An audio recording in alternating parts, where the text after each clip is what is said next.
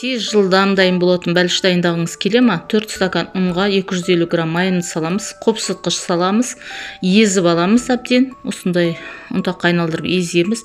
2 немесе 3 жұмыртқаның сарысын саламыз. 3-4 қасық сметана саламыз. Қаймағымызды араластырып, осындай қамыр илейміз. Қамырымызды 2 бөлікке бөлеміз. Біреуін үлкен, біреуін кішкентай қылып. Етімізді турап, сәбіз пиязымызды қуырып дайындап қойғанбыз.